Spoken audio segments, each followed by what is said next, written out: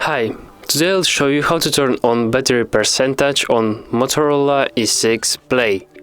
So, first of all, you need to go to the settings, then go to the battery, and here we can find battery percentage, yeah, right here.